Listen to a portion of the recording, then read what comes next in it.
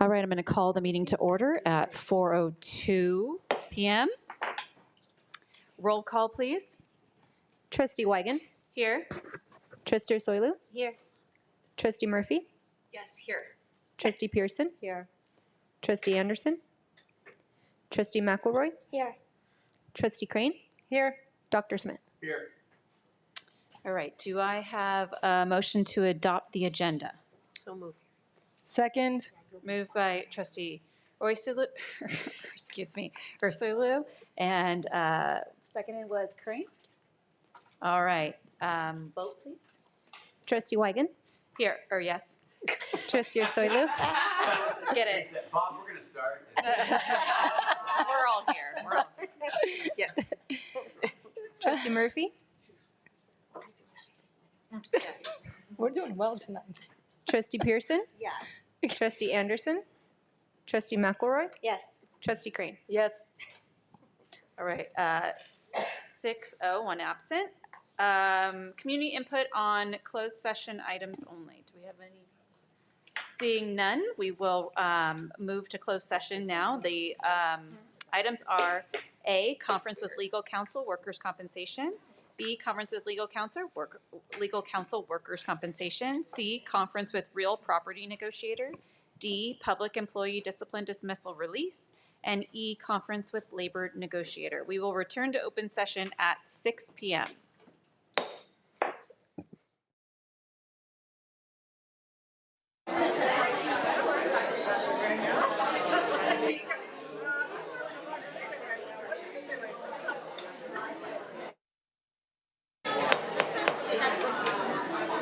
I'm going to call the meeting to order at 6:02 p.m.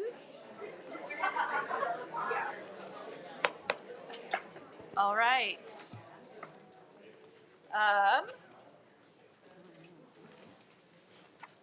Okay, so welcome everyone to the board meeting and to the start of the new school year. Opening ceremonies and pledge of allegiance led by Trustee Crane. Please stand. Please hand over your heart. Begin. I pledge allegiance to the flag of the United States of America and to the republic for which it stands, one nation under God, indivisible, with liberty and justice for all. Okay, adoption of a minutes from July 15th, 2025. Do I have a motion? So moved. Second. Moved by Trustee Crane, seconded by Trustee Pearson. Roll call vote. Trustee Wigan. Yes. Trustee Soilu. Yes. Trustee Murphy. Yes. Trustee Pearson. Yes. Trustee Anderson. Yes. Trustee McElroy. Yes. Trustee Crane. Yes. All right, vote was 7-0, vote carries. Now, item 10, introduction to new staff of our new principal for Davis Magnet School.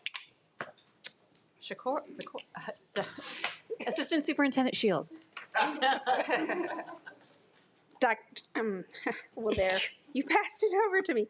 Board President Wigand, esteemed board members, Superintendent Smith, and community. A Mustang, a Maverick, and now a duck. Woo. Walked into a boardroom. And that unicorn happens to be Dr. Mina Glasson. We are so excited to welcome a new member to our principal leadership team. She comes to us not only as an experienced educator and leader, but also very steeped in the vision, the values, and the mission of the Mesa Nation. Before joining us, she has been a social studies teacher. She's been a district instructional coach. She's a curriculum specialist. So she definitely checks all the boxes of being an instructional leader. She also has been an essential force at Costa Mesa Middle and High School in developing district-wide assessment systems, supporting teachers, and coordinating professional learning experiences. We're so excited to welcome her to our community at this level, and we appreciate her deep knowledge and history and needs of our community here in Newport-Mesa. So without further ado, Dr. Glasson.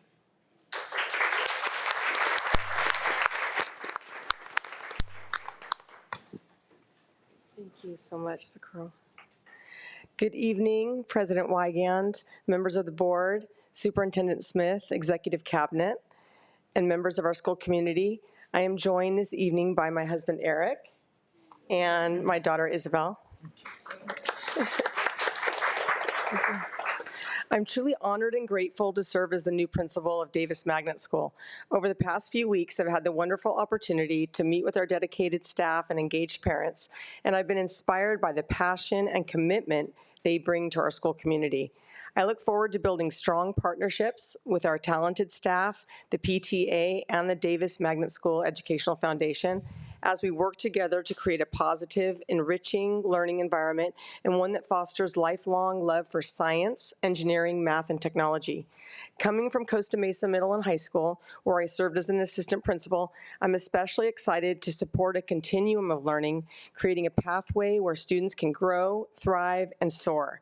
It's perfect for the alignment of our year's inspiring theme, Greatness Takes Flight. Thank you all for the warm welcome, and I'm excited about the journey ahead. I look forward to sharing our successes this year and beyond. Thank you. Thank you. Welcome. Right, moving on, we have Harbor Council PTA report, Martha Floor.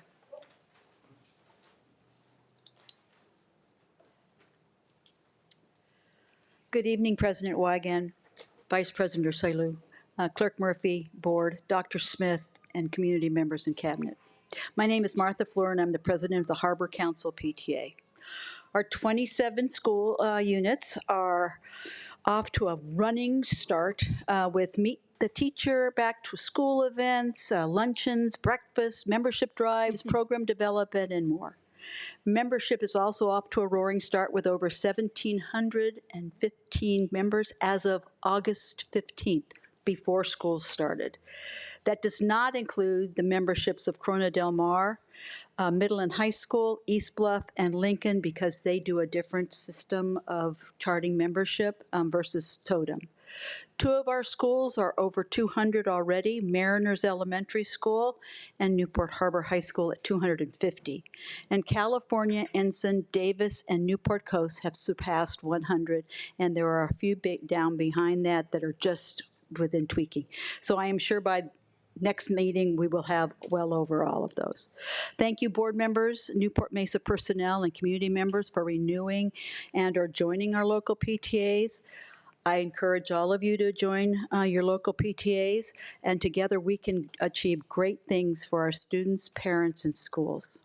Our first Harbor Council PTA meeting will be on September 8th at 9 a.m. in the morning, right here in this room.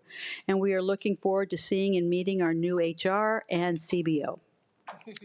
We also will be having a refresher conversation with Annette Franco on Parent Square, since it's going district-wide.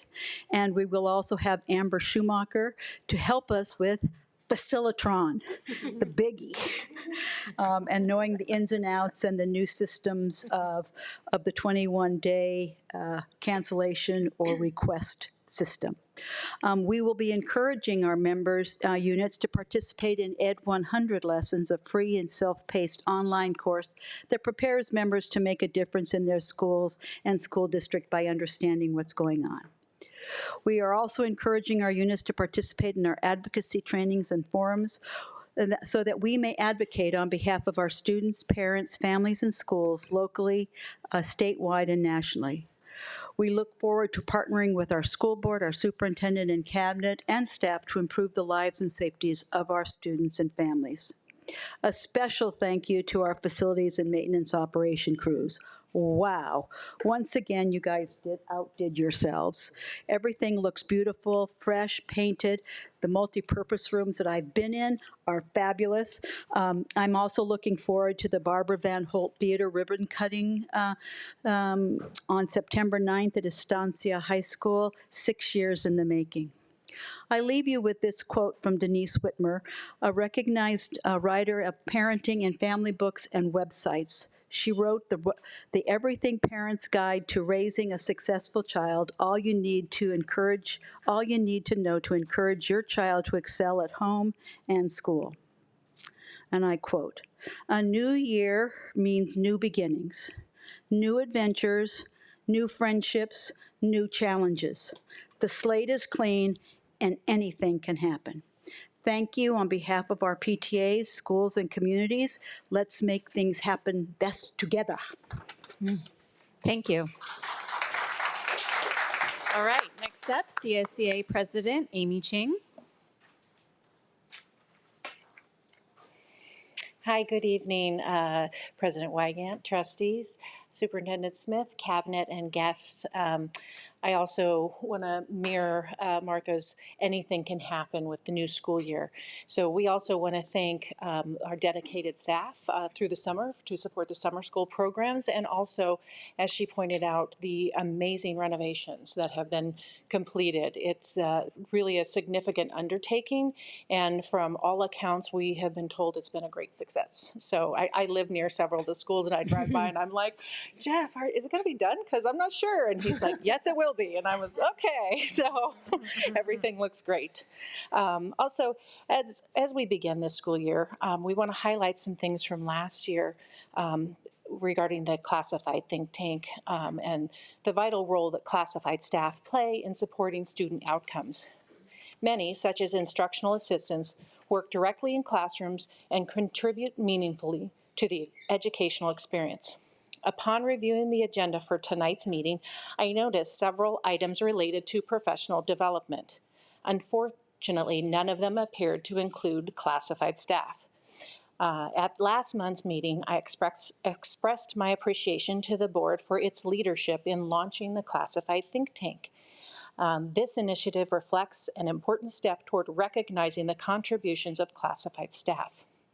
In investing in staff development not only enhances performance, but also boosts morale and job satisfaction. This is evident by the exceptional work performed by our classified staff.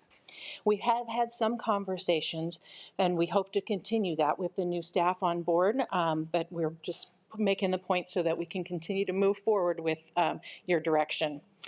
As often stated, all our students are all our students. And to live by that vision fully, we must also embrace the belief that all our staff is all our staff.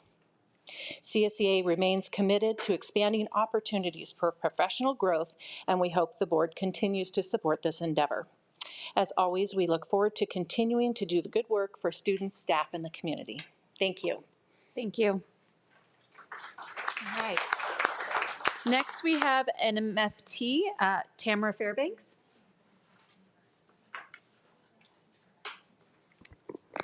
Good evening. I'm President Wygant, Superintendent Smith, board and honored guests. It is a great start to the school year, and it would be remiss to not recognize the hard work of all of our staff during this first week of staff only dodging construction and OC Fairgrounds people and everything that goes with it, just to prepare for this first day and welcoming our students with joy and with happiness. And I just want to give kudos to the staff at Anderson Elementary School for just going through surmountable odds. I mean, just actually having walls now. And that alone was a monumental task. And just their hard work just to prepare for their kids, just to make sure that those kids feel loved, welcomed, and safe on that first day of school. And I just want to that's for that staff, your hard work is noticed. Also, just excited as a certificated staff to see all of these new renovations that are happening, whether it's new flooring or new sound systems in our NPRs or just even the renovations, the roofing and all of that has been done in the classroom. We just want to appreciate you, board, for actually having the forethought in allocating the funds ahead of time to actually execute this and make sure that our campuses are updated and safe. And so I just wanted to give you kudos for that, for having that forethought in doing that, and thank you. Thank you. Okay, community input on non-agendized item. Do we have any input? All right, seeing none, we've got the superintendent's comments. I'll speak about opening schools later this evening, but I did want to comment on the think tank because it is really important, and it's a commitment that we've made, and all of our employees are definitely all of our employees, and we're so grateful for them all. And one of the beauties of hiring Tracy is that's her expertise coming here. I mean, she's got lots of expertise, got a big brain, but specialty in dealing with classified unit members and how to develop that talent. So we're excited that she's here now. That commitment remains the same. And thank you for reminding us that while our students are all our students, so are our employees. Next, community input on agendized items. Do we have any input? No? All right. Moving right along to achievement. This is a report on special education, charting the path forward.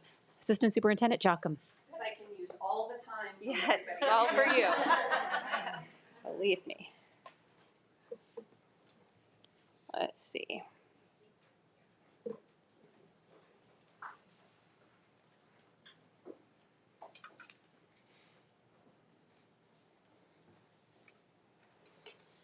Aha, we're there. Good evening. Thank you, President Wigand, members of the board, Dr. Smith, cabinet, community, special ed team behind me, and guests here this evening.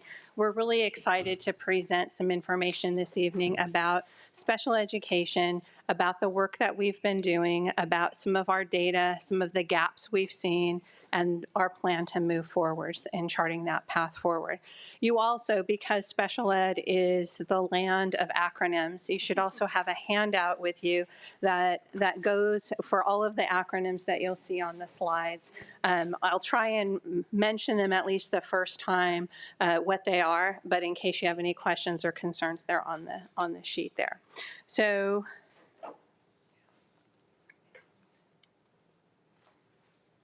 let me turn this on.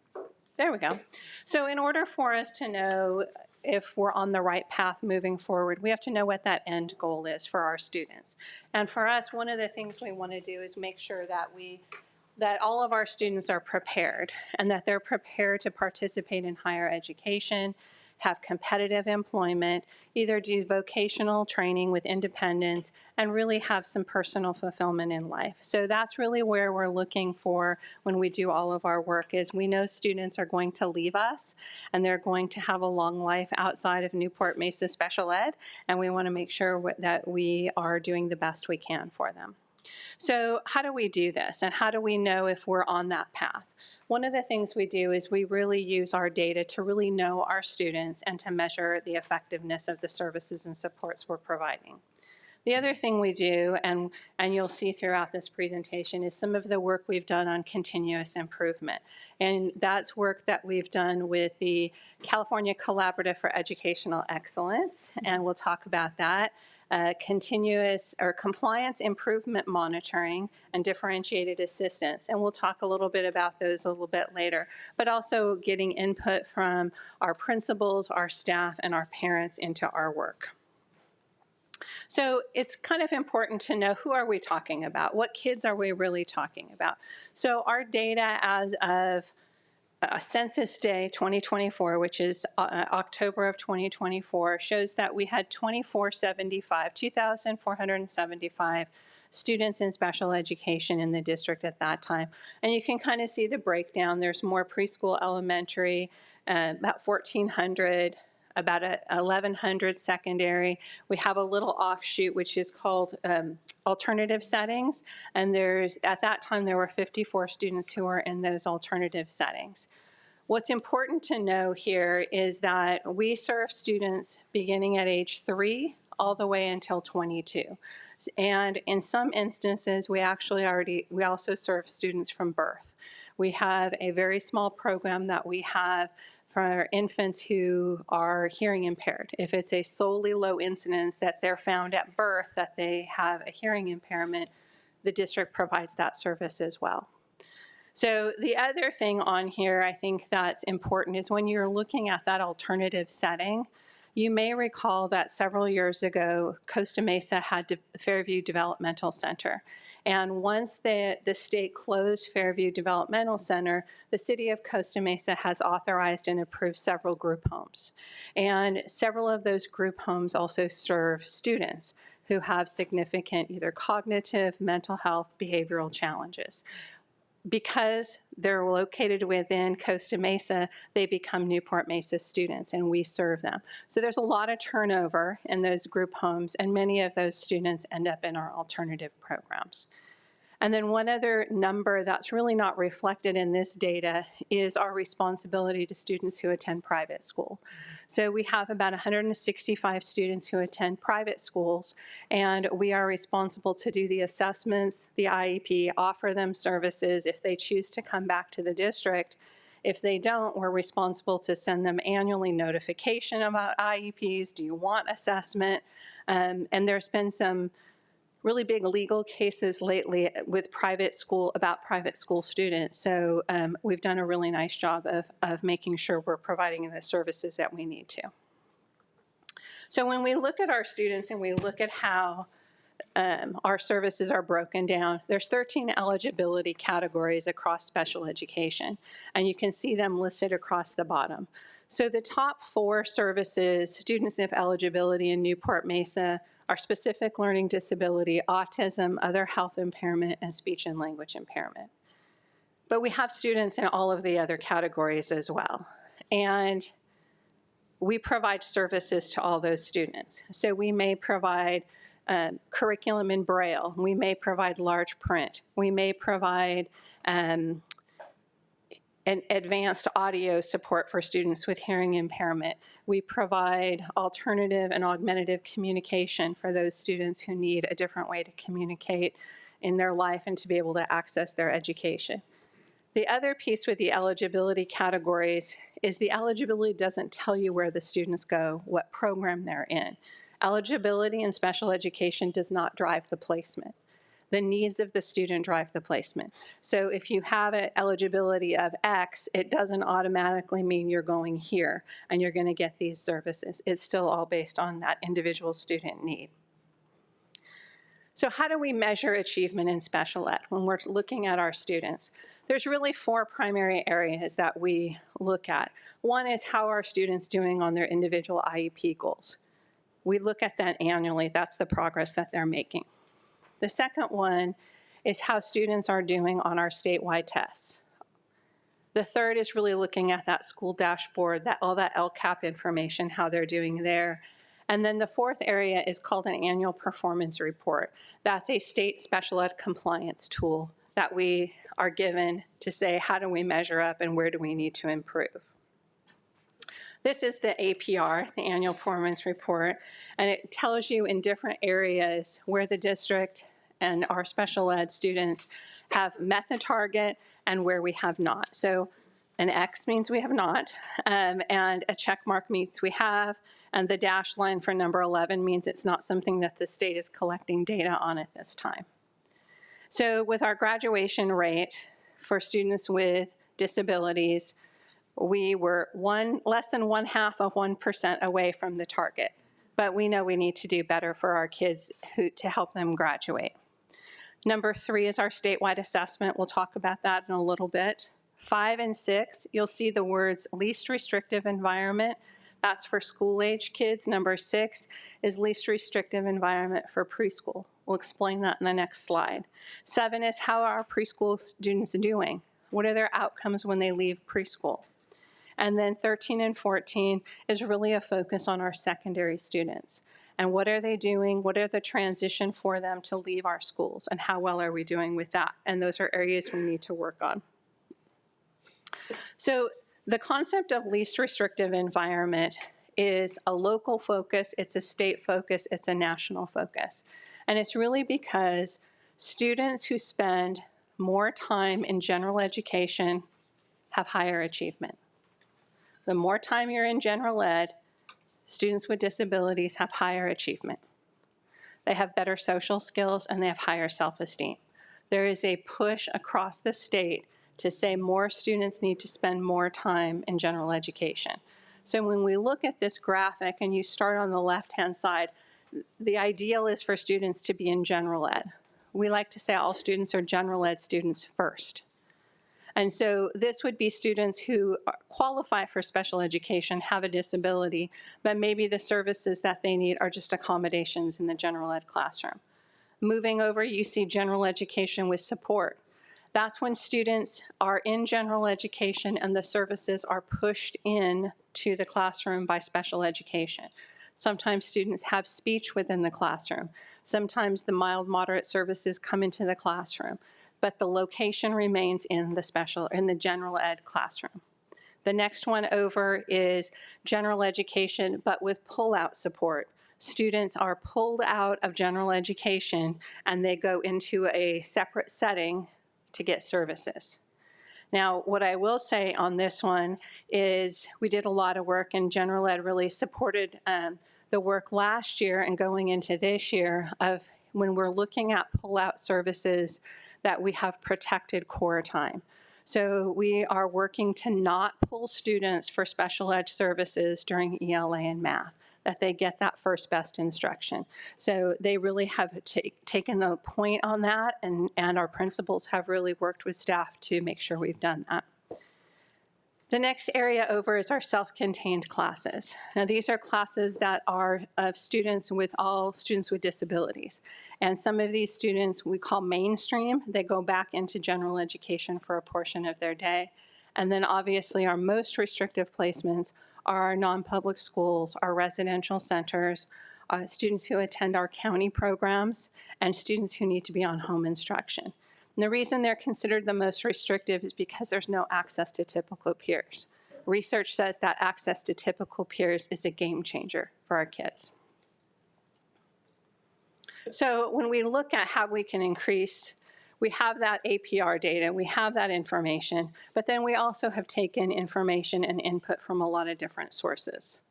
So 2 years ago, we started work with the California Collaborative for Educational Excellence. You'll see them on the left-hand side.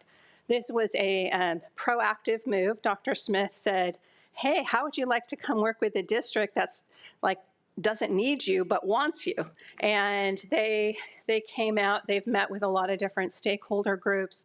They got a lot of feedback. They gave us information about how to do some quick wins, how to do a little bit more strategic long-term planning.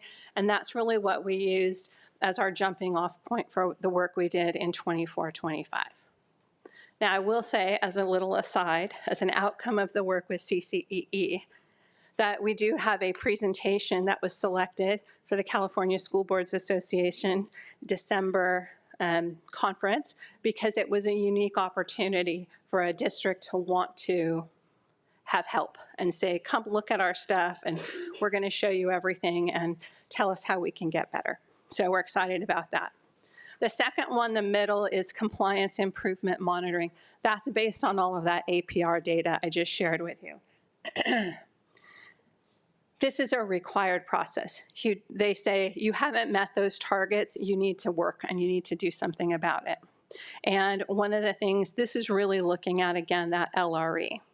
One of the things, too, and I forgot to mention with CSEA and some of the work they did, was really telling us we need to do a better job with our culture of belonging for kids to feel like they belong in general ed, for our staff to embrace them, and for kids to feel that they are appropriate for general education instead of, well, I think those kids need to go over there. So that's what we've been working on. You saw a lot of work we've done across the district with belonging, and that's for all kids. It isn't just for gen ed, it's for all kids. And then differentiated assistance, this is, again, another required component for us. This is not a special ed tool. This is based on the California dashboard. We happen to be out or non-compliant because of special education in 2 areas.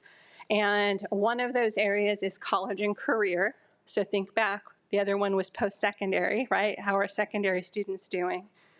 And then this one is how many of our kids are taking CTE courses, how many kids are completing CTE courses, how many kids have, general ed electives, and they're kind of progressing towards that.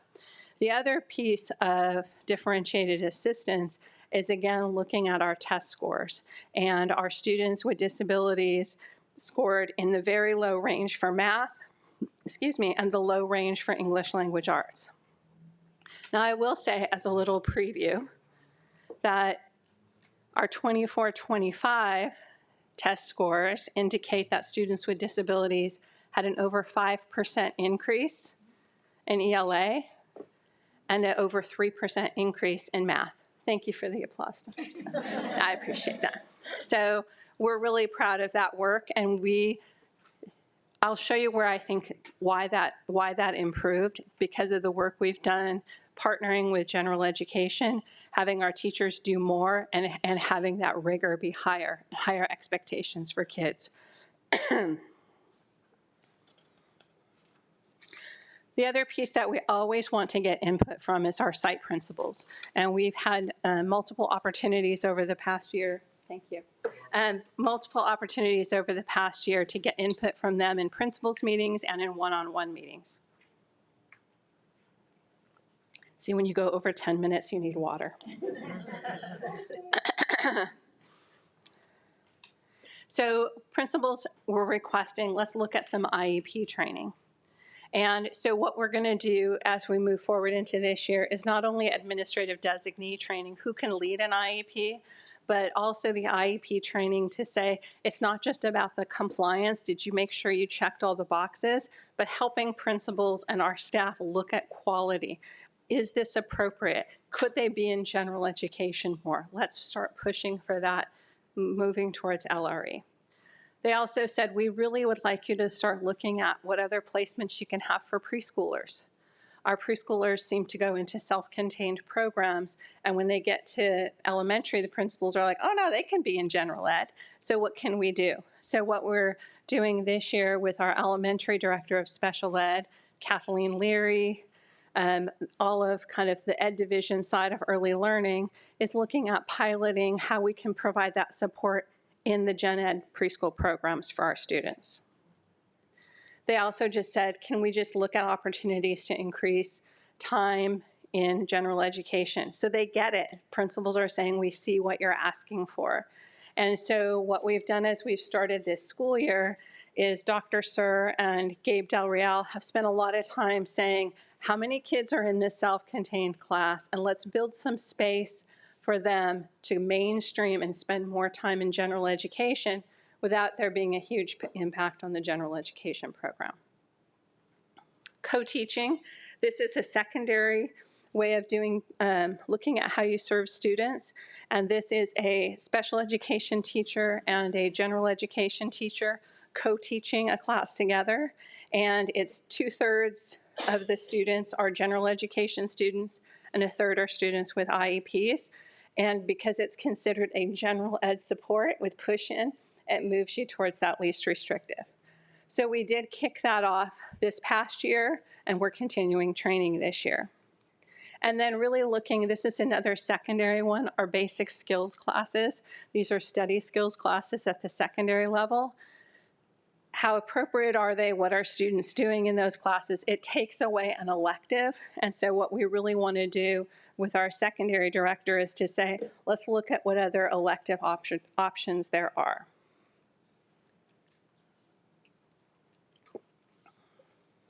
The other one that we wanted, and a lot of this parent input came from our work with CSEA, is they said, we would really like you to have teachers trained on how to do core curriculum.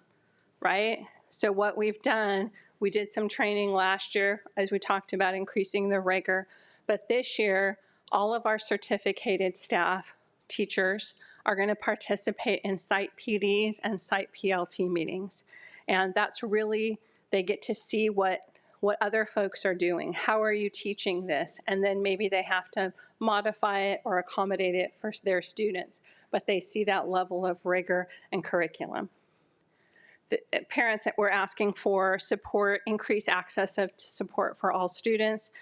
Again, we're looking at general educational electives. Last year, we did some work with unified sports. That's still an ask. We're going to have our secondary director look at that. Is that the way we want to go, or do we want to have more kids in general ed courses? They said, can you train aides? They heard Amy talking earlier about, can we train folks?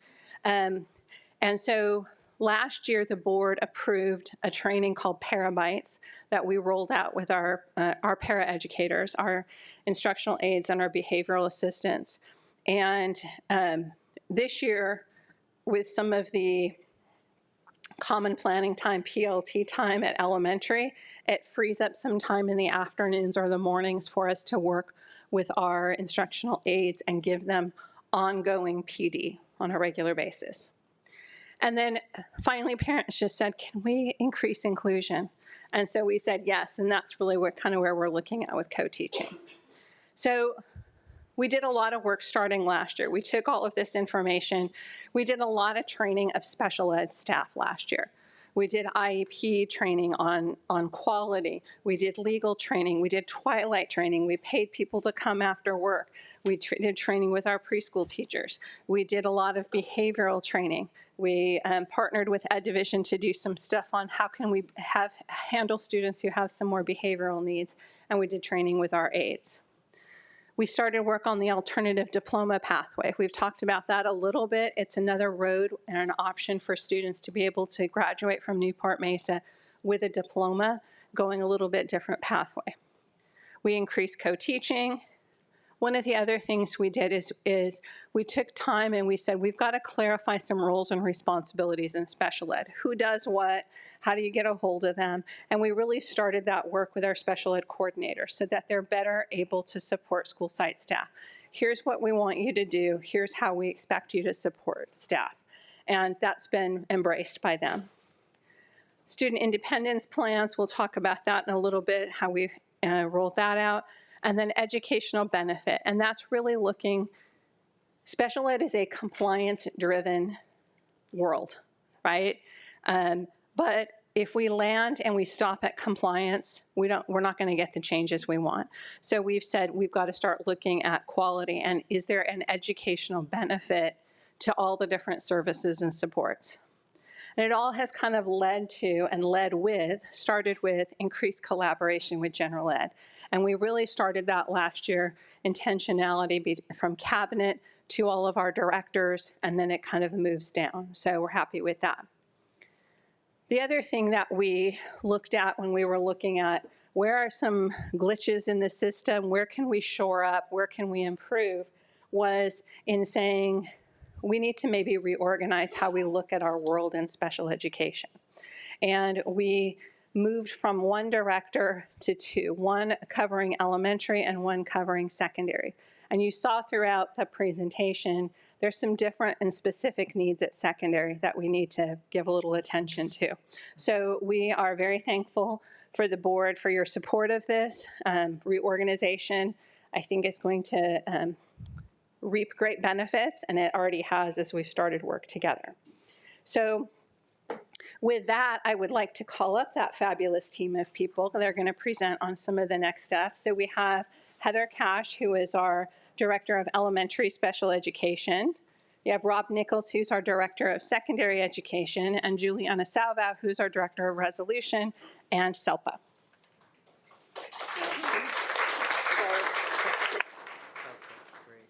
Hi, good evening. Thank you. I'm Rob Nichols, your Director of Special Ed Secondary. Thank you for making that change. That's allowed me to be here. I'm excited to talk to you about student achievement and how we're going to continue these initiatives that the district started prior to my joining the district. As Dr. Jocham mentioned, we know that our students achieve best by participating in the gen ed setting as much as possible. So it's exciting that we've been able to partner with our ed services team on the gen ed side and really work closely together to make sure that we're providing those opportunities. And one way that we're going to keep doing that this year is really increasing our staff opportunities for PD. And that includes bringing in our general education teachers. I'm starting my 23rd year in special ed. I was a teacher for 10, in admin for 10. And oftentimes our general ed teachers have been left out of those trainings. And we know that the majority of our students with IEPs spend their time in the gen ed setting.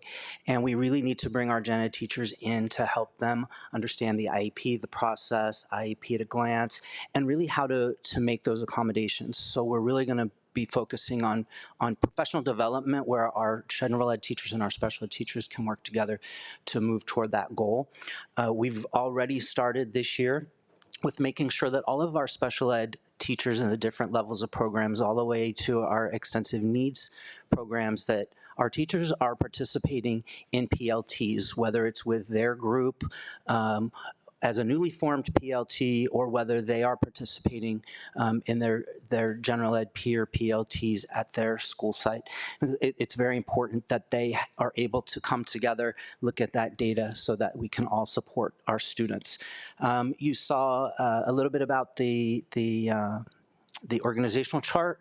We have looked at that chart and we've really made some changes to further define roles so that our staff can not only be focused, a little more focused on the work that we do, but also so that everybody out there in the school community who relies on us for support knows how to contact us and who to contact when they need specific support, from our teachers to our paraprofessionals to our administrators. And then we're really going to be looking at educational benefit because, like Dr. Jocham said as well, we can't simply write the IEP to check the boxes. Part of compliance is also making sure that we are reviewing those IEPs for educational benefit and that students are they're written for students to actually make progress. And then we're looking at inclusive placements. We actually received a grant from the Supporting Inclusive Practices group. We're going to start working with them. I have to tell you, being from two different districts, we're doing a great job, and we have a really great start for inclusion.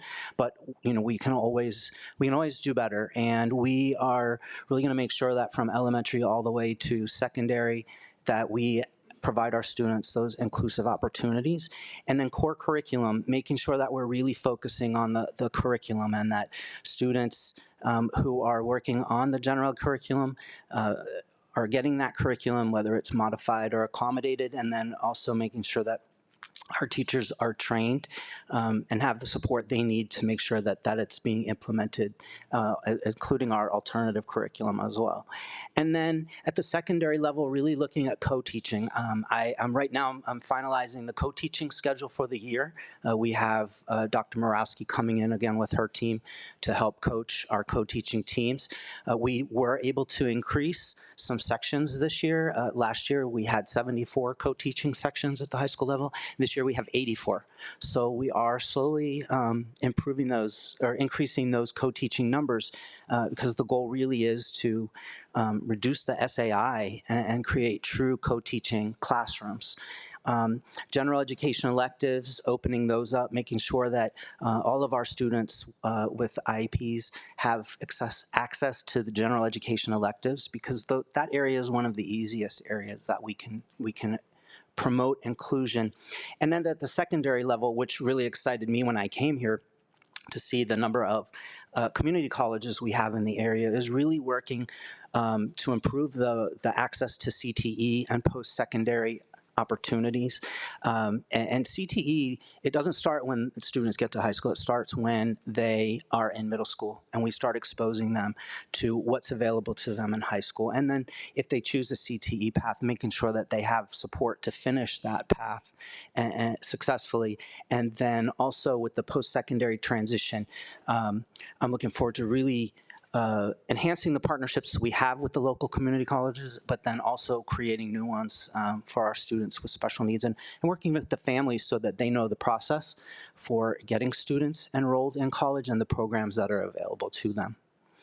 And then Student Independence Plan, I'm going to turn it over to Dr. Cash. Thank you for having us tonight. When I think about student independence, I'm reminded of one moment in my life when my daughter was 7 years old, and it was the first day of second grade. Yesterday was the first day of school for a lot of our students. It was a super joyful day. For me, this day was a hard day because she said, "Mom, you can drop me off here." And I wasn't prepared for that. I was prepared to walk her to her classroom and make sure she was all set up. But she was telling me she was ready to be independent. Her backpack went to her knees. I remember the moment. I remember the day. And I was a teacher at the time, so I dropped her off, and I had to go to my own classroom. I cried the whole way, of course. But she was ready to be independent, and that's what we want for all of our students. That's going to look different for each of our students, but we want them to be happy and healthy and fulfilled and independent when they leave our program. So that's what our goal is today. We do a lot of this work behind the scenes, and you probably don't know much about it. We have more acronyms for you. When a student needs more support than what they have in the general education classroom, you know we are experts at providing that support. One thing we'll do if we've determined that they might need an extra adult in that space is we have a special assessment that's called a CSEA assessment. It's a special circumstance instructional assistant. And when we assign an additional support to a student, we're very targeted in how we do that. This is a sample of a piece of a CSEA, and this is a piece of information that we would use to share with parents exactly when their child needs support during the day. And this is pretty easy to understand. You can't see it, but this student needs support during ELA and math. They're pretty great the rest of the day and need somebody else to check in on them. The problem with putting an aid on a student more than they need is it sends the wrong message. It tells them, we don't trust you to be independent. It says, this adult is going to follow you around campus, and that can interfere with peer relationships. I know of one particular kiddo who very much prefers to hang out with his aide than his friends in his classroom. And also it can build overdependence. We have a lot of that going on. It happens because we're helpers, we're teachers. We want to support a student. And to us, that means get in there, jump in, but what we really need to do is let them walk across the playground on their own, right? So this is one tool we use. It's called a CSEA. This leads to a SIP, a Student Independence Plan. And that is a way that we communicate with all the service providers that are supporting a student, the special education teacher, the instructional assistant, what exactly this child is working on. This is an example of a goal that lives in a SIP that is how we're going to measure when a student's ready to be more independent, when they have met their goals. You can look at it closely, but really it gives us a baseline of what they're able to do now, and then it tells us what we expect them to be able to do in the future. And this tells us when it's time for the adult to fade. Another thing we really need to do, and I'm so glad Amy brought it up, is value the time and expertise of our instructional assistants. We have a lot more instructional assistants than we do teachers in our department, almost 350. And they deserve training, they deserve to be valued, and they deserve to be given the credit for the work they do every day. They're excellent, and they're there every day. This is an example of the kind of training that we have given and will continue to work on. It's called a prompting ladder, and it helps to give instructional assistants ideas on how to support without being very, very intrusive. So this is just an example. We do have the training program that's already been put in place. We've had a hard time rolling it out because they haven't had access to that common time until this year. But this year, we're going to support principals by emailing them directly and telling them which modules are available to the aides. We're also going to email the aides directly and say, we're really excited for you to do this training this week, and then call out and give them credit, give them acknowledgement and recognition for when they do complete those trainings. So we have a plan in place. I know, we're all excited about that. And as Rob said, our goal is for students and families to know what their final goal is. My little girl who walked across the playground is a senior in college this year, and I couldn't be more proud of her. You don't get there automatically, right? And that is not everybody's goal. But a child and a family needs to know, are they on an alternate pathway? Are they going to get a certificate? Are they going to a 2-year college? Are they excited about vocational training? Are they excited about a 4-year college? And that needs to happen when they create that transition plan before their 16th birthday, hopefully around the time they transition from 8th to 9th grade. That only happens when we've given them the independence that they've needed all the way along, and it begins in preschool. I know the preschools very well, and we are working closely with Kathleen Leary and the Gen Ed department to create placements for students who come out of the assessment center, or any assessment for that matter, in our general education program with supports in place. It's going to be a work in progress. We haven't had that, and that's why our indicator was non-compliant for inclusive preschools. So we're working on that, and we're really excited for the work. I'm also excited because I look back and I feel supported by some really important people who came tonight. So we have a lot of special education staff here who believe in this work and show up every day. Would you mind standing?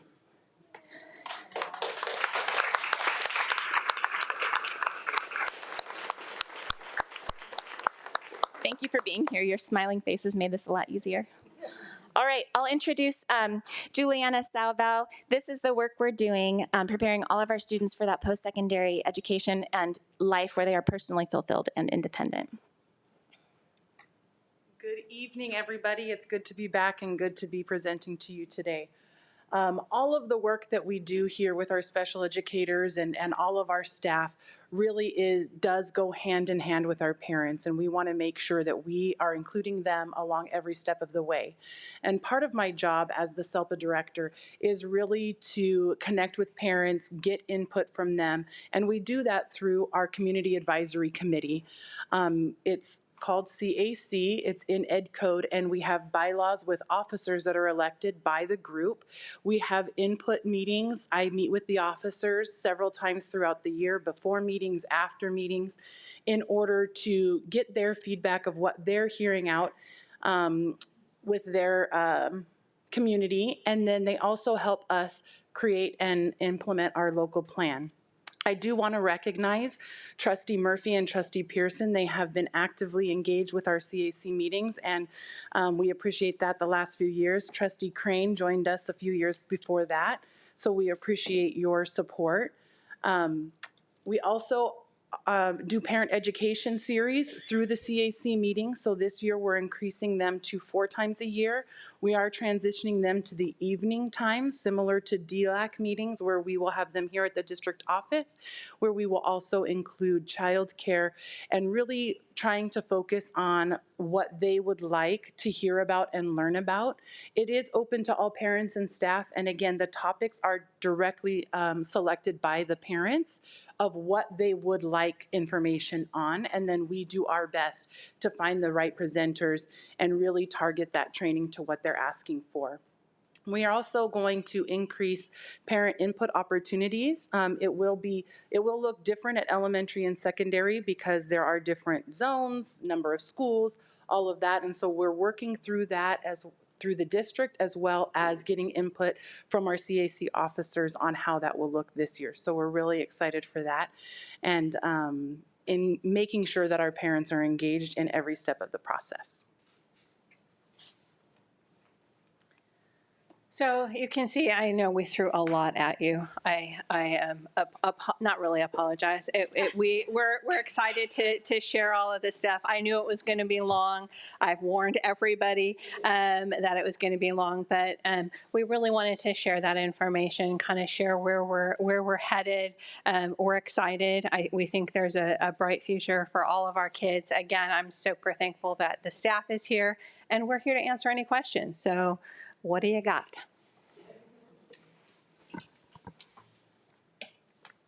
Trustees? Questions? I mean, I'll start. Yes. Trustee Pearson. Thank you for this. I mean, it's wonderful. I mean, it needed to be long because we needed the information. Super excited about the CTE classes and trying to get to these kids before they hit high school to see where their interests are. I mean, it's just brilliant.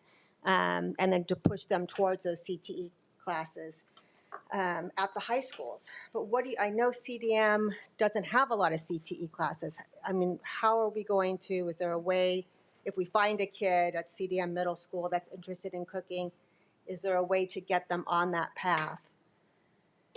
I think what we would do is we're partnering. We've had great conversations with Lisa Snowden, with Carrie, with Mike Shaka at the secondary team to really look at, are there different CTE courses we need to offer different places? CTE is often driven by like courses in general, student need, and is there enough students to warrant something or another? We can always look at opportunities as well after school for some students if we needed to. So we're open to whatever our students need. What we need to do. And then with that, I know there's been talk a little bit about that paid internship program. Yes. Is there a way to start that at our, to tie it all in? It just seems like that would be such a wonderful path. So while Rob didn't talk about that, I've given him that because it falls into the secondary stuff. We don't know how much money there is in being able to do that, but we are meeting to kind of look at what that next steps would be if that's a viable option for us. So we are working on that. Great.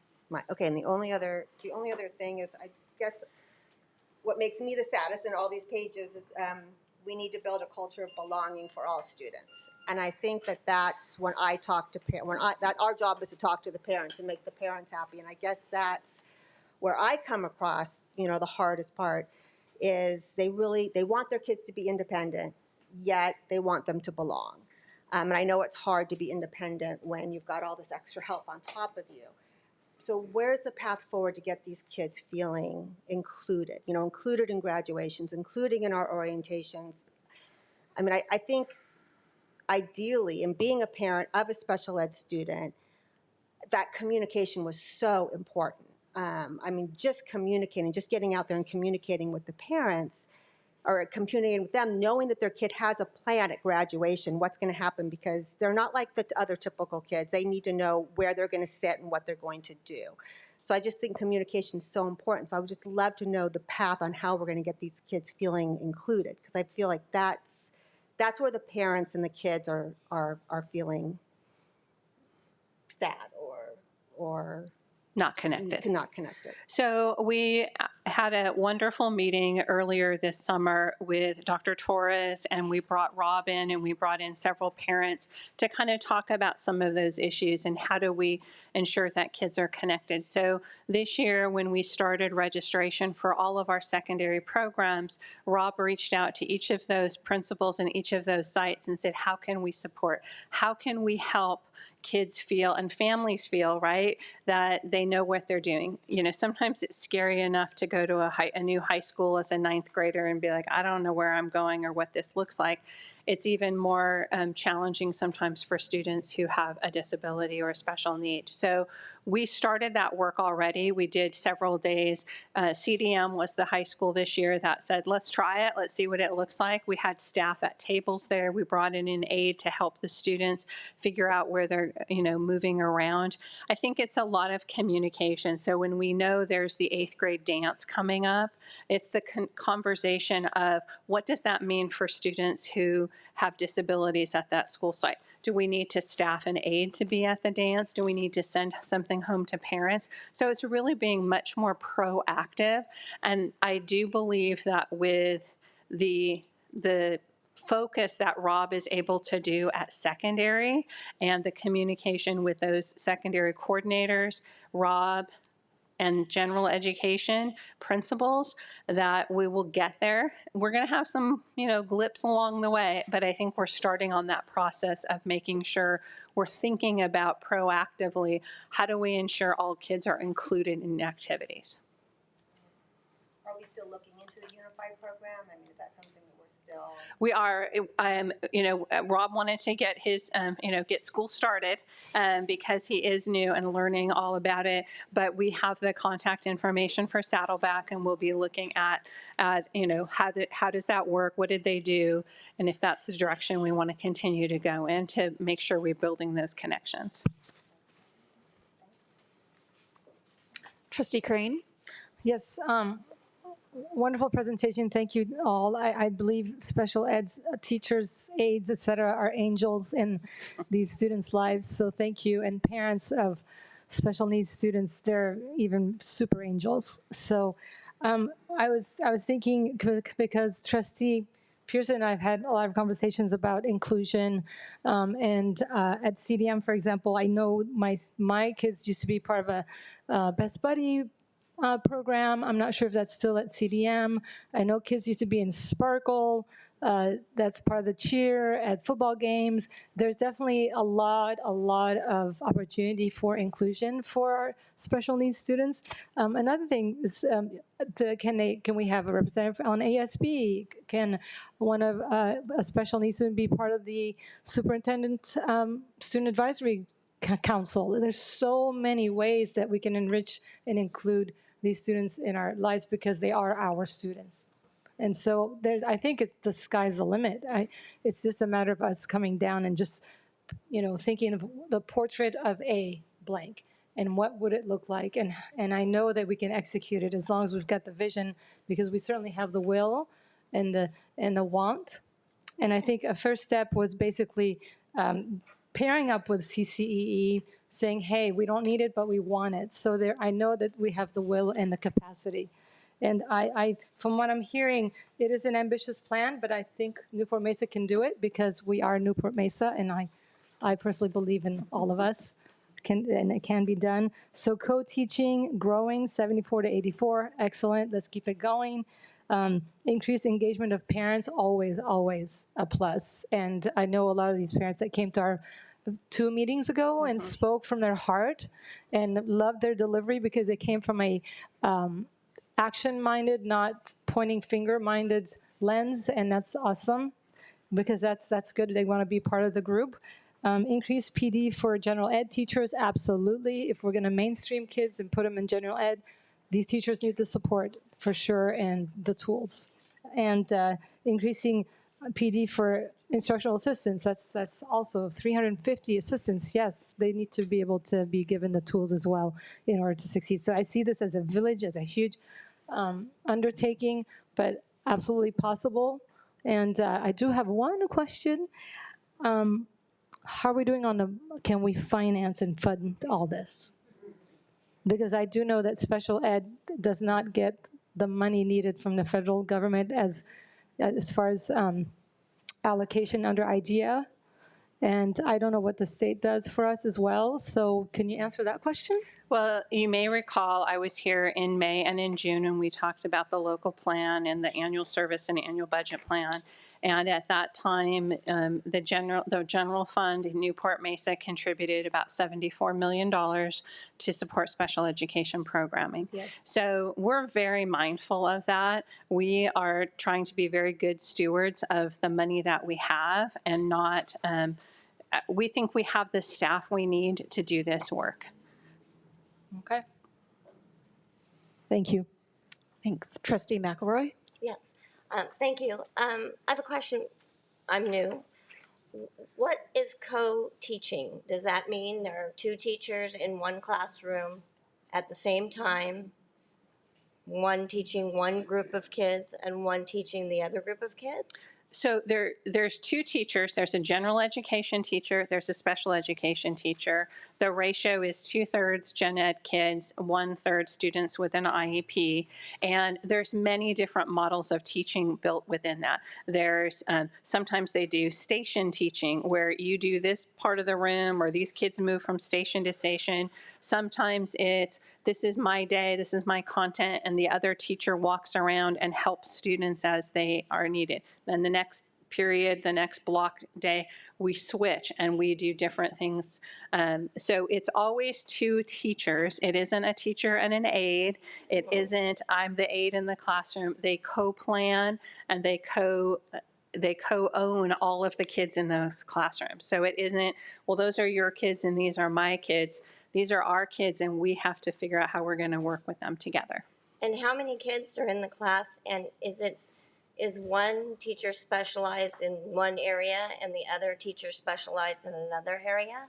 So they're typically done in our content areas at secondary. So you have 2 teachers who are math teachers. So you have the general ed teacher who is a math teacher, that's their specialty, and then you have the special education teacher who math is their specialty as well. So they're both experts in that field. And typically our general education teachers have that stronger knowledge base coming from that, and our special ed teachers come in with more knowledge of how to maybe accommodate or modify or change anything to meet all of the students' needs. So that's why it's a really nice pairing. I don't know what it falls into our regular class sizes at secondary. So they're not larger classes. They're typically not smaller. We try and staff them that the classes look the same as all other classes. And we would love to have you all come visit co-teaching at secondary. Once they're underway in the school year, you can definitely see what it looks like. Okay, and one more question, sorry. Say it's a math class, and there's a certain amount of special ed that need to be in a math class, is it just one math class that has the co-teaching? for the ones when you're bringing them into the classroom being together, or is it every class like that? It's not every class, and that's, I think, Rob talked about sections. It's different sections. So depending on the needs of that particular school, they may have 4 sections of, I don't even know what the beginning level math is. What is it? Algebra 1. They may have 4 sections of Algebra 1. They may have 1 section of Algebra 2. They may have 2 sections of geometry that are co-taught, or the same thing for history, or the same thing for other content areas. So I was just trying to think of a way. It's a lot of teachers. It's a lot of money.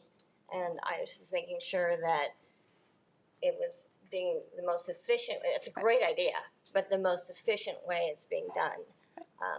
And that's why we want to take some really good data on outcomes of students who have co-teachers, because not every student has, wants, or is in a co-teaching situation. So we want to make sure, because you are overstaffing by having 2 teachers in a classroom, that it's worth the investment from the district to do that. So we're going to be taking data on some of those outcomes for students. Okay, Trustee Murphy. Thank you. We've been asking for this for a while, so I appreciate it, Sarah. Just a couple of questions sort of randomly. Are we going through the contracted aides? Are we training them in the same way? Are they going to go through the same additional training or the opportunity to access the new trainings? Well, I'm really pleased that, once Heather Cash came aboard, and even before she started as the director, she started really looking at working with aides. Several of our coordinators worked all summer. They worked with Claudine, our inclusion specialist, to make sure we did hiring. So we do not have that many agency aides anymore. We're probably in 25-ish, maybe? 20? So last year we started the year with probably 65 to 70 agency aides. So we are in a much better place. And we don't typically train those because we only pay for them for the hours that they're with students. So we wouldn't pay for them to attend training for us. Yeah. What we would do is say, we'd love to hire you, and then you come work for us and you get all the training. Well, yes, but yes, that would be the better outcome, because, I've told you we've heard complaints about the contracted. Yes, and we're working with one agency right now because of that number, and we are ensuring that we're trying to get high quality folks in those. And so if we hear that they're not, we say we don't want them back. So, okay. And it sounds like we have more wiggle room to do yes. that. Okay, which is great. And then again, on the co-teaching model, I don't know if I heard so much about the training for the teacher. Did I miss that? Is there additional training that the gen ed teacher is going through? So what we have is that they work together as a team, and they go through the training as a team. They're going so through the training. The general education teacher and the special education teacher go through co-training. It's been too long up here. They are trained together, and that's part of the work that they do with Dr. Moravsky and these different days, is they figure out, how are we going to plan? It's almost like it's a relationship, right? Mm-hmm. You're sharing space with one another. You have to figure out how we're going to work together. What are our styles? What do we like? How do you like to handle discipline? So that's the point of doing these year-long check-ins and different trainings with them coming as a team, so they can work together. But it's not like the general ed teacher has to go through a specific training before they can go into a co-teaching model. We like them to have the training on what co-teaching is before we implement it, because it doesn't make sense to them otherwise. Okay. So we want them to go through the training. That they're going through first. Okay, and then my other question. Sorry, I wrote notes all over the place. On the CAC, right, the Parent Education Series. So thank you for listening to our notes on that. So we're going to do 4 now for the year. It was 3 last year. Yes. Right. And now they're all going to be in the evenings. Yes. And are we going to do Zoom still? Are we going to offer Zoom and in person? We were looking at doing in-person only, because we want people to come, but we can be open and flexible, because that's who we are. We pivot in special ed all the time. So Juliana and I can talk about that if that's a desire that we feel will get more parents. I don't know, does DLAC offer a Zoom? They offer a Zoom option? DLAC doesn't Zoom, but a lot of successful EL parent trainings are on Zoom, and they have a wide audience. So Both is good. I because what we talked about at that last, or when I was at the last CAC meeting, it was so good. Like every parent could have gone to that, and conceivably should have. But it's so hard to go in the middle of the day at 10 in the morning, and then for a lot of parents, even 6 o'clock at night doesn't work. But it's good training. We invest a lot of money, or I'm assuming we are, because they're good training. So, I mean, it seems like we're investing money in the training. It's our staff typically that and provide the training, so there's no extra cost they're involved. good. And so I would like to be able to share them with more parents. So it would make sense to me that they were also Zoom and recorded, so that we could then share them additionally, send out an email, have a web page with the different, trainings, or that, so that parents can go see those when they have time. Because I know this is, these topics are valuable, and lots of parents are very interested, but 6 o'clock on Wednesday just may never work for somebody. So,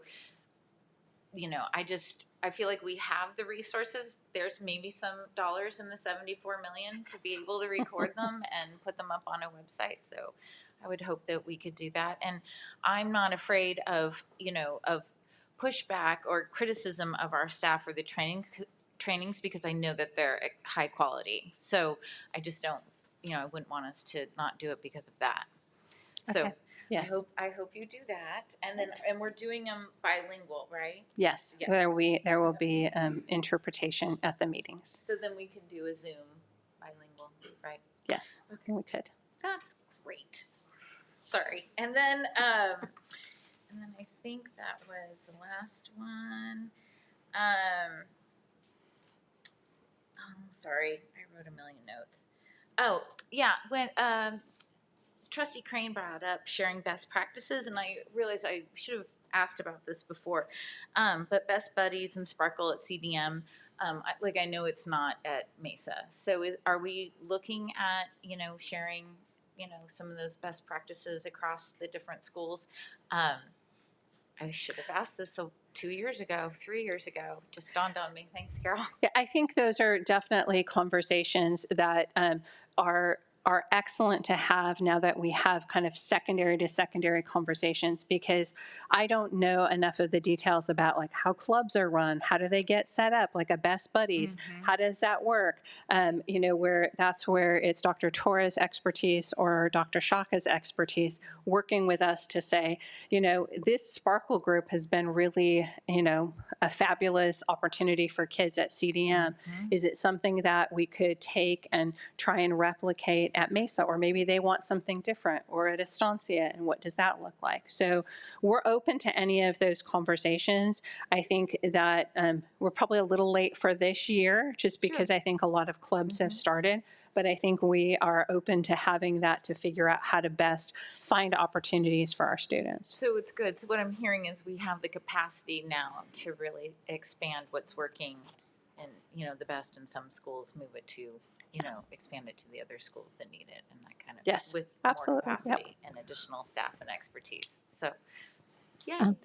Now Rob doesn't even know what Sparkle is, so he's going to get to find out. Trustee Murphy. Oh, yeah. Rob, you need to go check out Sparkle.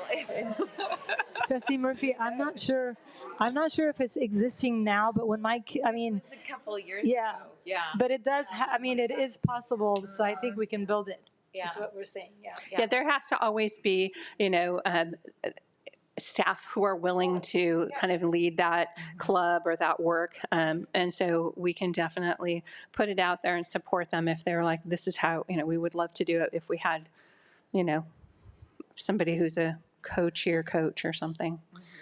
Well, and Best Buddies for sure is still at CDM. Yeah, at CDM, yeah.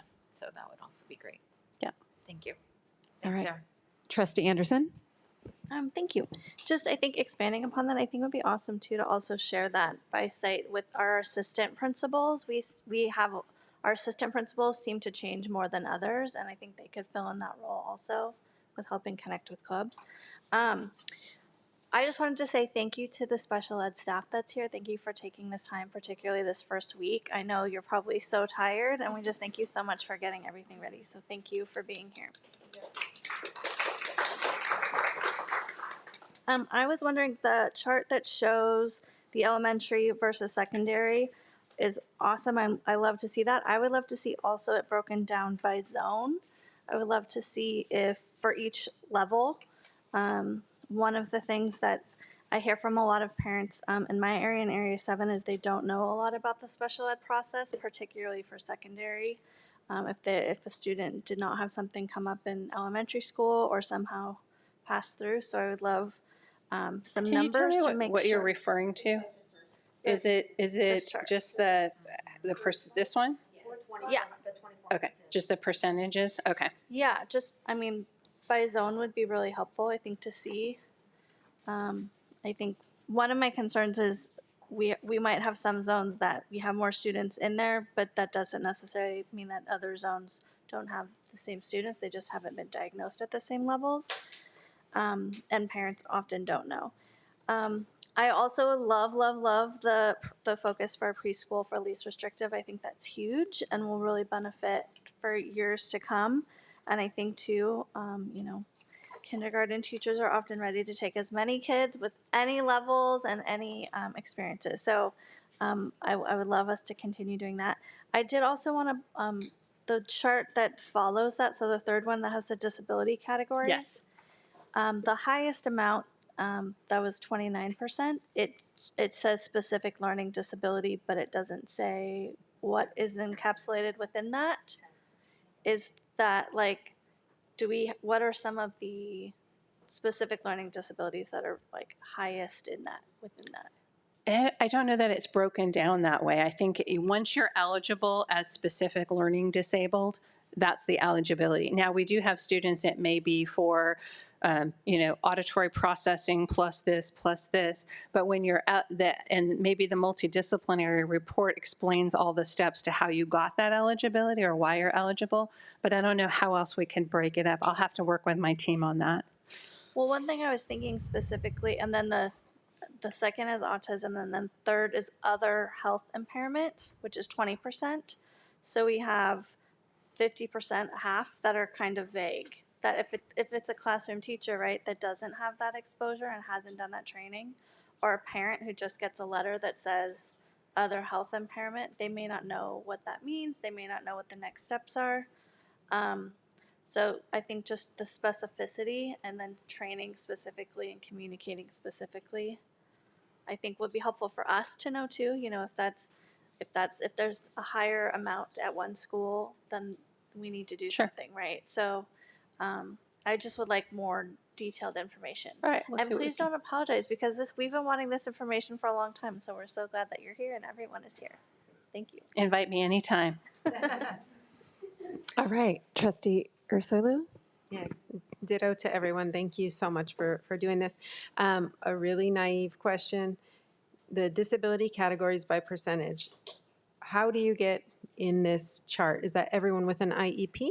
Yes. Only? Yes. Only IEPs? Correct. Okay. Yes. So then No 504. This is not 504. 504 is the general education function. Yep. This is every student with an IEP in Newport-Mesa.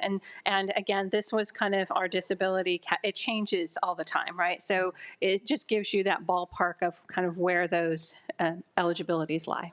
Totally. And that was kind of what I was assuming, but I didn't want to assume because we know what assuming does.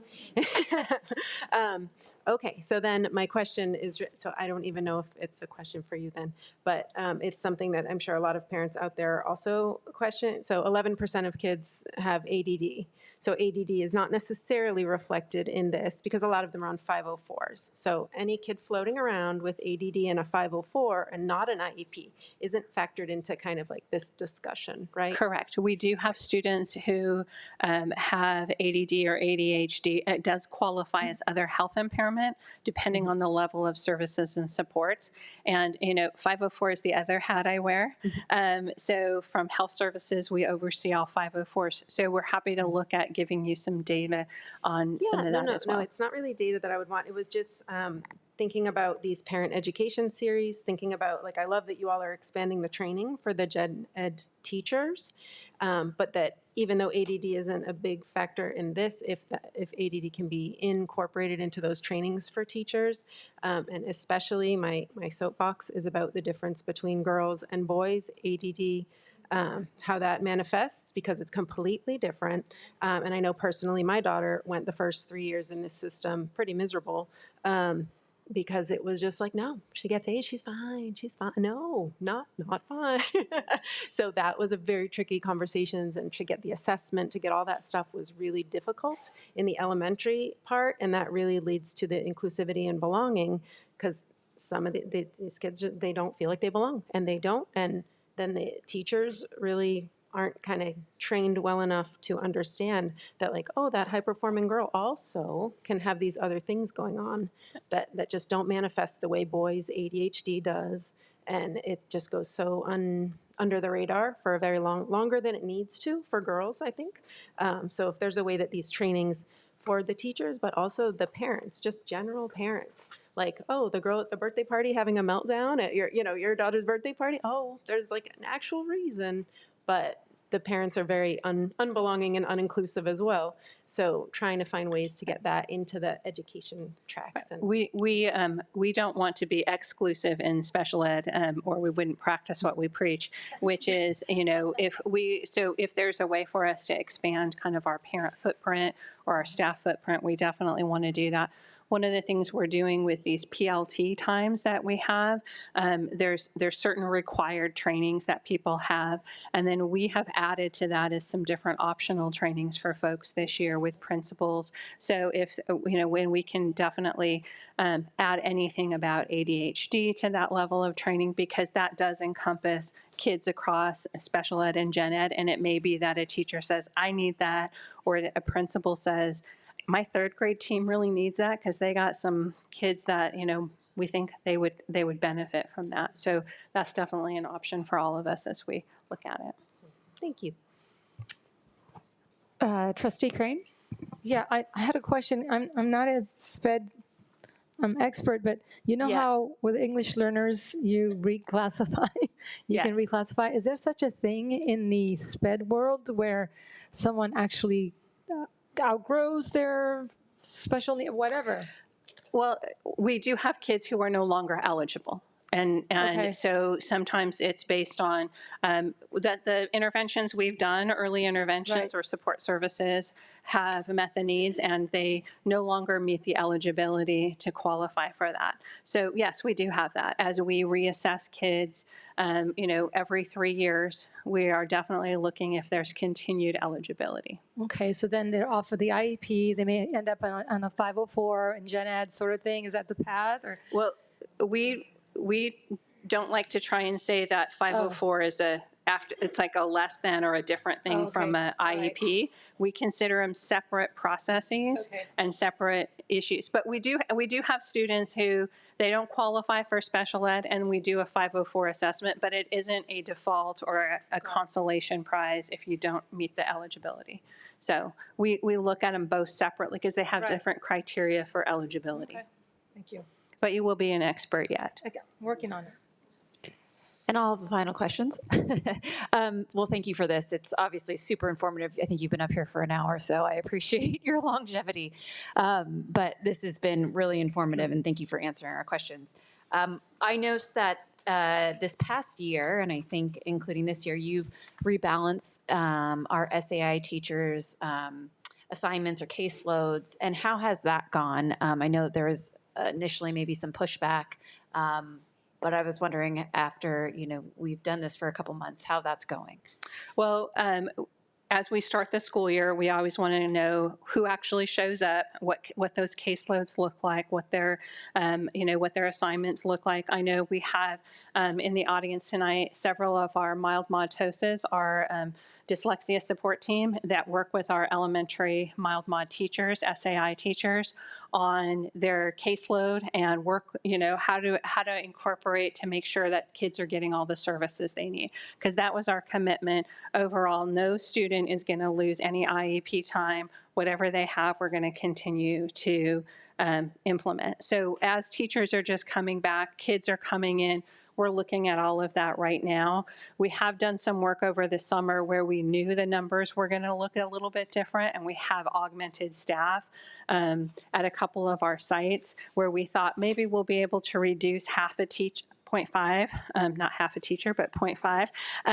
And the numbers just came out higher than what we thought. So we added that 0.5 back in. So I think we're sitting pretty well as we start this school year. That's something that Dr. Cash continues to monitor with site principals and the mild mod TOSAs. If there's questions like, I don't know, we can't figure this piece out, we'll look at it. Okay. Great.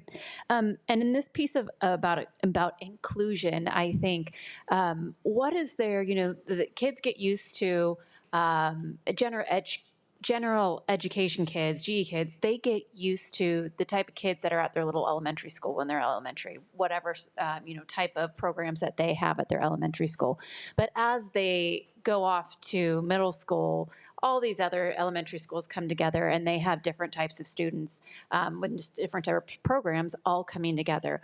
What are we doing to kind of educate our general ed students on, differences are our strength, and so that when they do go off to, middle school, that all the differences that maybe that they've grown accustomed to at one school, these students are now meeting kids with other types of disabilities, and, to make sure that all of our kids are inclusive at that point. I don't know that we have. I don't know that that's something that we've really been intentional about. So we definitely can see that as a gap and would have to look at how we're going to address that moving forward. But it hasn't been something we've done up to now. Okay. Yeah, that would be great, because I could just see, kids going off to middle school and seeing all different types of people, regardless if that is, but, making sure people realize and students realize that, we are so different, no judgments, we all have our special strengths, and then being, moving along with that in our education world and world in general. I think that, it kind of talks about what Trustee Pearson was talking about, which is, how do our kids belong and do this? And if you were at an elementary school that didn't have self-contained programs and you weren't around those kids, then when you get to, CDM in seventh grade, you see that, student who maybe looks a little bit differently or has a little bit different way of handling their world. It is something we have to address. So I appreciate you bringing that up. We'll make sure we look at a way to be able to be more intentional about that as kids transition into those different levels. Great, thank you. Well, this has been super informative. Thank you for all the work you've done. We really appreciate it. Thank you.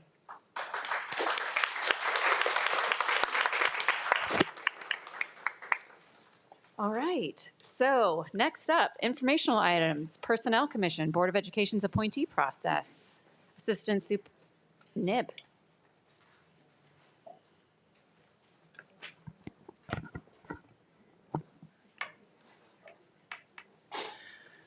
All right, good evening, President Wigand, esteemed trustees, Superintendent Smith, members of Executive Cabinet, colleagues, and members of the community.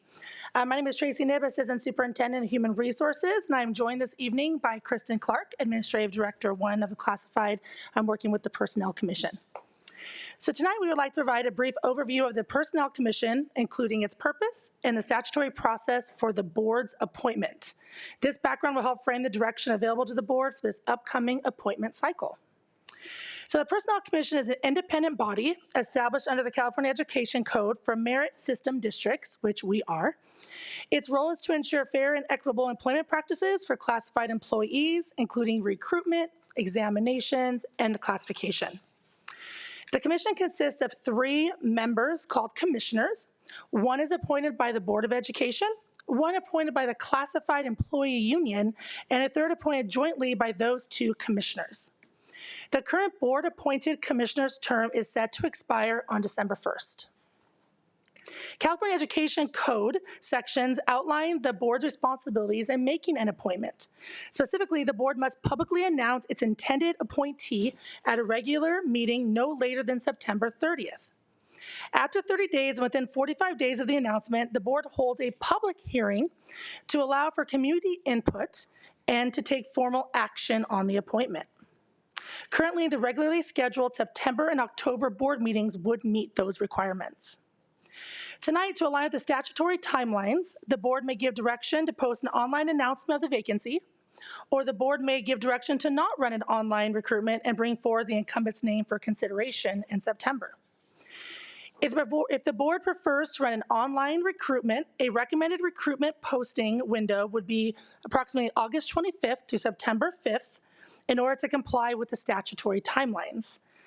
Now, with respect to reviewing any potential applicants, boards do have a flexibility in how they structure that process. Now, if the board direction tonight is to post an online recruitment and take applicants, based on the current schedule of upcoming board meetings and how that aligns with the statutory timelines, the default would be for the board to briefly screen all qualified applicants publicly before announcing its intended appointee at the September meeting. So with that background, I want to open it up to the board for any questions. That's why I have Ms. Clark here with me, or discussion on how, what direction there is to proceed regarding the upcoming vacancy. Trustee Anderson? Thank you for sharing this. I feel like this is one of those areas that's a bit of a mystery to us all. So I would just love to know, in the past it looks like, well, the only two that I have known have been former trustees. Is that the case with the history since we've had personnel commissioners? Is that standard across other boards? We just love more information. Well, that's a great question, Trustee Anderson, and I could definitely provide more detailed information, but I'm hearing that it is been kind of here in Newport-Mesa, kind of a standing situation, but it's not necessarily true across all personnel commissions in all districts. Does that mean it's always been a former trustee? Is that what you mean? For this district, it has been. It has always been a former trustee, but not all merit systems utilize that. I know of somebody here who is the board appointee, and they are a director. So you don't necessarily have to be, but that's just what the answer to the question. They have always been a former board trustee here. And who, like another, so it could be a director, it could be somebody who has just retired. Who else? No, that's a great question. So maybe talking about some qualifications. I'm looking at the website and it's just very unclear also. So I just love more information. Absolutely. I'll have Ms. Clark go over the qualifications, but just to be really clear just about that director position, employees are not eligible to be on the personnel commission of the district in which they're employed. Mm-hmm. Doesn't mean they can't be on the personnel commission of a different district. Well, Ms. Clark review the other requirements. All right. Well, California Ed Code requires that any of the commissioners have to be a registered voter and a resident within the jurisdiction of the district. They cannot be a sitting board member, and they cannot be an employee of the district. And then they also have to be a known adherent to the principles of the merit system. And basically what that means is it's somebody by nature, by their prior public or private service, have given evidence for the support of the concept of employment continuance in employment, in service promotional opportunities, and other related matters on the basis of merit and fitness. So that's the criteria as outlined in Ed Code. Okay. And have other districts, what is the process related to, I saw that there's like annual reports.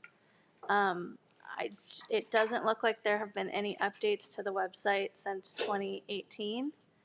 So are we as a board with because to me, I think one of the gaps is communication, just overall with even knowing what this commission does, right? I think some people know, but a lot of people in the community don't. And so I know for me, I was asked and someone went on the website and they were like, nothing, it has a former person on here, it doesn't have our current person, and the annual report is from 2018.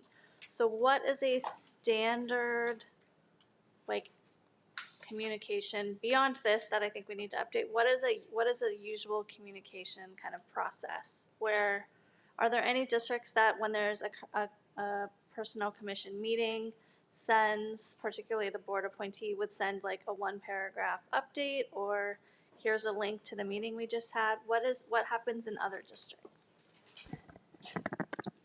I'm not sure I could answer that question about how the other districts have structured that communication. I mean, it's information we could attempt to gather. I will say I appreciate the feedback on the website, Trustee Anderson. I think that's something we could definitely look at.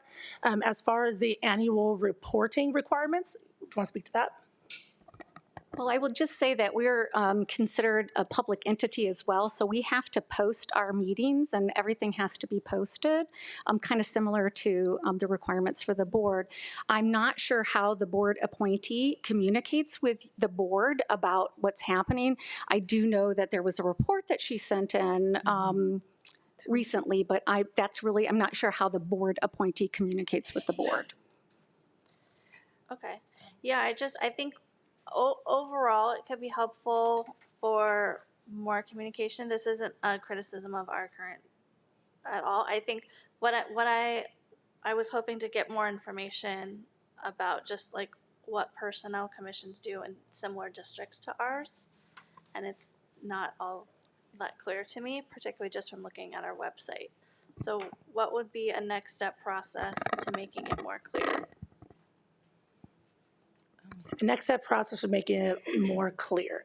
We could definitely work internally, because remember, it is a separate independent body, but we definitely want to ensure that, like, say, websites are updated. I mean, those things we do have some jurisdiction and control over. So I could definitely work with Ms. Clark and the commission and ensure that their website has like the most updated information that's available so that people can find current contact information, names. I think those things are the most important.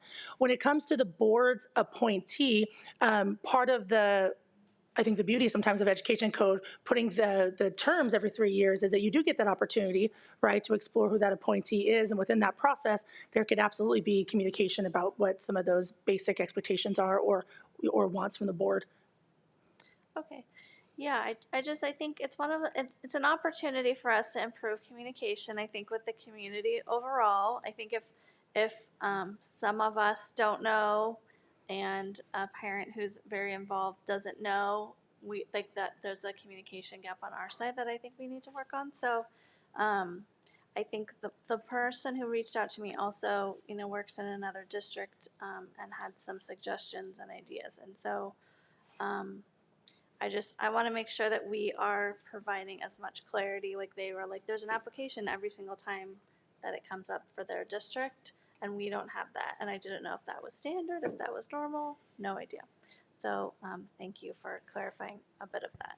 Absolutely. And I mean, if there's suggestions, we're absolutely forward them to us, and we'll have to take a look, and I can work with Ms. Clark to review if any of those things would be pertinent to our commission. So please do. And one of the reasons being here tonight is to have that discussion, because it is the board's appointee, right? It is your process. You own it. And so that's why we wanted to bring forward the information that we are in that, you are at that point where you're going to have to make an intended appointee decision, all right, in September. And so coming into the district, I want to ensure that we're getting that direction. Would you like support in running an online application of recruitment? Or not, that's really that's your decision. And, the school boards do have the discretion to kind of give direction either way.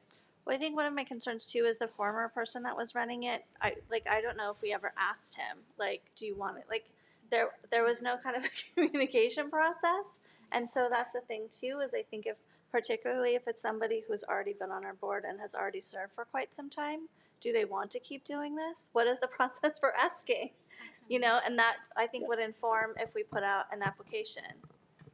Well, just as it relates to how is that when an appointee's term is coming up, so if it's the board appointee, I always provide a communication to the assistant superintendent outlining the process and explaining that the person is still interested in continuing in this role if the board wanted to. And when the last person prior to Commissioner Matoya, he let us know he wasn't interested, he wasn't going to run, he didn't want to be appointed anymore. And so that's how you ended up with a process that whatever you utilized to put her name forward. But we do communicate, and then I do that same communication with the union for their representative.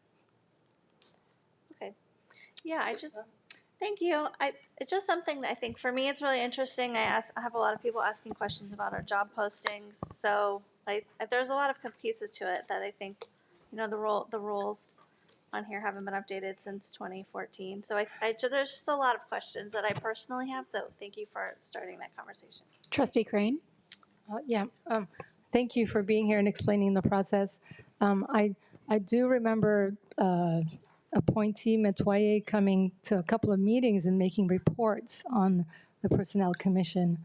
I also recall a recent report via email to the board about maybe 2 months ago. That was a report. So thank you for, giving us reports throughout the year. So are we trying to understand whether we need to call a special session of the board so we can meet the deadline for September? That's a really great question, Trustee Crane. No, we believe in looking with legal counsel that our regularly scheduled September and October board meetings will meet those required timelines. Okay. I think today being an information-only item, it's really just direction on whether we want to post an online application recruitment. And if so, looking at the recommended timeline, because it is definitely a quickly approaching statutory date that we have in front of us, that's really the only direction necessarily being looked at today. So let's say we do fly the position online, we will still need to, would we need to then meet in a special session, or we can tack it on to a September or October meeting in order to interview panelists and candidates? Great question. With the timelines the way they are, you absolutely can screen those applicants publicly at the September board meeting and deliberate publicly before choosing or announcing your intended appointee, which is what Ed Code requires. Leading up to that, that's where there's a lot of flexibility for the board. That would be probably the default option in this situation. Boards do have discretion. So you can, for example, appoint an ad hoc committee of the board with less than a quorum to screen applicants and do all those things, but that would require board action. With our timelines the way they are, that's a little tough, right? And so I think if the choice of the board, the direction was to post an online recruitment, I think the default process using the scheduled meetings we have would be then to screen those applicants publicly, whether that's, and we could talk about all those different options. It looks different in different districts, right? It could be they get a minute to share a little bit about their background, right? They get 2, depending on what those pools look like, but we could look at how that would be structured. So do we need to kind of read the board on this or tonight? Or? But again, there is no action tonight, so there's no polling of the board. They're hoping to explain the default because of the timeline is to post it. And once it's posted, then we'll bring those to you. If the board wanted to have a special meeting, it could, but we don't need to. Okay. I would want to check with legal counsel on the idea of a subcommittee screening, because everything I've heard is that it needs to be done in public. Subcommittee could verify that they meet the qualifications of the job and not screen them, but that's something we could talk about. But tonight it's just to describe the process, to hear the thoughts. I think some of Trustee Anderson's thoughts about how our board decides to interface with their representative, that's fully, as I heard them say, and as I understand too, within the power of the board. And those could be questions that are asked when those folks come forward at that meeting. And then some kind of cadence could be articulated by the board, that like regular updates. And, again, they can read the minutes like everybody else can read the minutes because they're posted, but they could also ask their folks to come and present and do all of that. Clearly, it's an interesting situation because the Personnel Commission is its own entity. Correct. And I think they've heard some of the thoughts about websites and things like that outside of our control, but, there's some ideas for you to consider as folks have shared. Okay. So thank you so much. Yes, I appreciate that. Okay, moving on to consent calendar. Do I have a motion to approve the consent calendar? So moved. Second. Moved by trustee Orsulu, seconded by trustee Crane. Roll call vote? Trustee Wiegand? Yes? Trustee Soilu? Yes. Trustee Murphy? Yes. Trustee Pearson? Yes. Trustee Anderson? Yes, and I have a question. Trustee McElroy? Yes. Trustee Crane? Yes. Motion carries 7-0. What's your question? My question is on item 18B26. 18B. The Care Solace Medi-Cal item. I just wanted to ask specifically at this point, as we're adding this amendment, for more specific data, specifically around the Medi-Cal itemization section. And the data that we got last time was not very clear and concise. And I saw that this is only for 1 year, which I think is good. I'm a little concerned about us paying 7% for total reimbursement amounts. So yes, just raising a red flag, and I would like a lot more data and information ahead of this contract coming forward next year, please, since this is the first time we're doing it. Yes, thank you for that. And I've already expressed that interest to the director of this program through Care Solace, and I'll have more follow-up for you. Thank you so much. Just since it got brought up and the public are listening, and something we've shared in write-ups for the board, all of the folks who are qualified to do this work charge districts a portion of that money, and all of the quotes were for the same 7%. So I agree, it'd be nice if they just do it for free. But all of the folks that had put in to do this work charge that 7%. This one actually didn't charge anything more, which was nice, just to keep that in front of people. Thank you for that clarification. Okay, moving on to discussion action calendar. 19A, approve certificated credential waiver for certificated employee. Assistant Superintendent Nick. Yes. Good evening, President Wiegand, distinguished trustees, Superintendent Smith, colleagues, and community. This evening, I'm bringing forward for action two requests for certificate credential waivers. The Board of Education is required to approve requests for certificate or credential waivers before they are submitted to the Commission on Teacher Credentialing. These waivers allow the district to meet specific staffing needs while employees complete or pursue the necessary coursework for credentialing requirements. The first request is for an employee who serves as a CTE teacher who is currently enrolled in coursework to obtain the certification authorization to provide services to limited English proficient students as required by State Board of Ed and the Commission on Teacher Credentialing. Approval of this waiver will allow the teacher to continue providing instruction while completing the required credentialing process. So it's recommended the board approve the requests for their certificate credential waiver as presented. All right, do I have a motion? So moved. I second. Moved by trustee Crane, seconded by trustee Pearson. Roll call vote. Trustee Wiegand? Yes? Trustee Soilu? Yes. Trustee Murphy? Yes. Trustee Pearson? Yes. Trustee Anderson? Yes. Trustee McElroy? Yes. Trustee Crane? Yes. Motion carries 7-0. Okay, 19B, approve credential waiver for a certificated employee. Thank you. The second request is for an employee who is assigned to teach secondary driver's education. Currently, there is not a teacher preparation program available for this course, but the employee has agreed to seek enrollment in an appropriate program if one becomes available, as required by the State Board of Education and the Commission on Teacher Credentialing. So it's recommended the Board of Education approve the request for the credential waiver as presented. All right, do I have a motion? So moved. Second. Moved by trustee Anderson, seconded by trustee Crane. Roll call vote. Trustee Wiegand? Yes? Trustee Soilu? Yes. Trustee Murphy? Yes. Trustee Pearson? Yes. Trustee Anderson? Yes. Trustee McElroy? Yes. Trustee Crane? Yes. All right, motion carries 7-0. Thank you. Thank you so much. Okay, now we're moving on to informal reports. Superintendent Smith. Yeah, I want to focus on just where we are. We started school this week, in case folks didn't know. 17,000, almost 700 students. Welcome them back, and all the staff as well who are ours. All of them, right? And there are a lot of things that happen for that to be so successful. One is the professional development. I want to thank everybody in the room that helped with that. I got feedback from teachers and other folks that the PD that we did to launch this school year was meaningful around inclusion and belonging and the stuff they did at their sites. And of course, we need to do more with classified. But for those things that we did do this year, they seem to be really, really meaningful. So to all the folks in the room that help get our folks ready to start this week, thank you for that. The sites look great.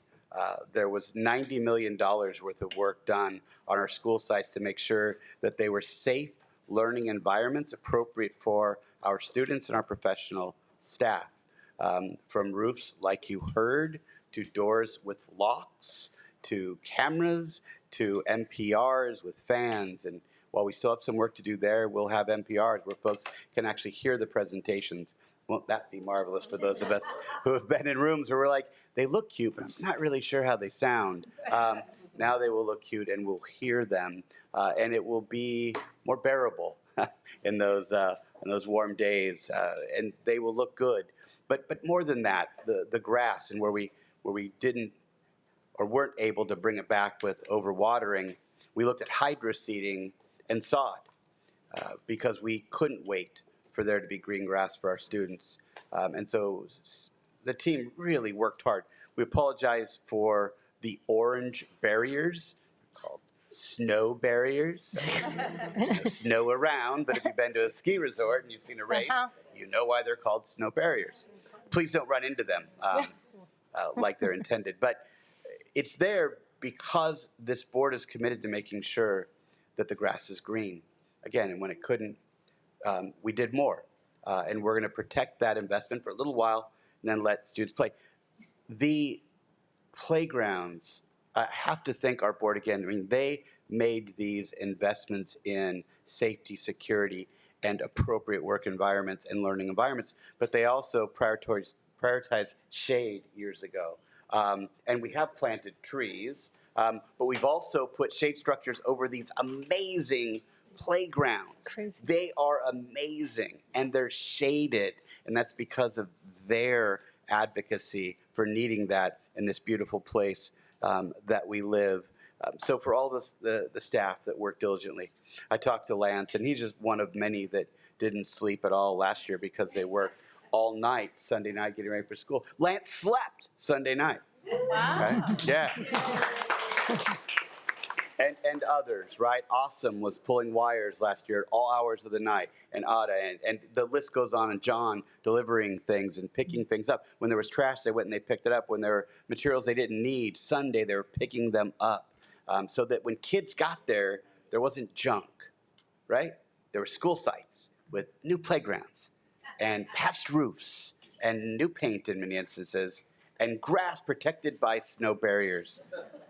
All of it to say thank you so much, everybody, for all the work you did. We started successfully, and now we have about 178 more days to go of great success. But nothing like a great start, and so to everybody that helped, and for the board prioritizing those investments, thank you very much. All right, thank you so much. It's been a great first few days. I'm going to start with Trustee Ursulo. Yes, ditto to everyone for working so hard for a great first week of school. It's off to a good start, and I'm excited for the Estancia Zone Performing Arts Center. The ribbon cutting coming up is September 9th. So hope to see you all there. Same, ditto. And yes, again, Sarah's so very excited to see what happens with special ed this year. I think that's going to be great. So again, thanks to everyone who's going to, I know, put so much hard work into this. And, you know, my neighbor, Asim, I know hopefully he's sleeping somewhere. I don't see him back there, but I know him and Lance and the team work very, very, very hard. So, so thank you. We can't tell you enough how much we appreciate it and appreciate how all the response from everyone about schools has been very positive. No, not one complaint, not one. So that has been lovely. So I will see hopefully all of you at Costa Mesa's first home game this Friday at 7 o'clock. I think I've mentioned before, Friday nights in Costa Mesa at Mesa is amazing. There is no parking. I suggest you walk. But if there's lots of things to do, so come down to the game. And yeah, that's it. Trustee Pearson?